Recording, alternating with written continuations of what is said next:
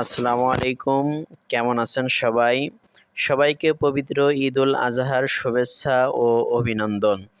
আমার পক্ষ থেকে সবাইকে ঈদ মোবারক। কেমন আছেন সবাই? আশা করি সবাই ভালো আছেন, সুস্থ আছেন। আলহামদুলিল্লাহ আমিও ভালো আছি, সুস্থ আছি। আমি কথা বলছি হাফেজ মোহাম্মদ মিলন হুসাইন, বলরামপুর মাছপাড়া জামে মসজিদ থেকে। আমার সাথে আরেকজন যোগ্য একজন ইমাম আছেন, উনি হাফেজ মাওলানা মোর্শেদ আলম, উনি আমার বন্ধু। উনি এই ঈদের নামাজে ২ মসজিদের ইমাম সাহেব মিলে আমরা এখানে ঈদের নামাজ পড়াই। আমার আজকে এই ঈদুল আজহার নামাজ আমি পড়িয়েছি হাফেজ মোহাম্মদ মিলন হুসাইন, আর আমার বন্ধু হাফেজ মাওলানা মোর্শেদ আলম উনি খুতবা পাঠ করেছে। দেখেন, ঈদের নামাজ শেষ হওয়ার পরে আমার সকল মুসল্লিদের সাথে খুব আন্তরিকতার সাথে কোলাকুলি করে আমরা এখান থেকে বিদায় নিচ্ছি। সবাই ভালো থাকবেন, সুস্থ থাকবেন। আসসালামু আলাইকুম ওয়া রাহমাতুল্লাহি ওয়া বারাকাতুহু।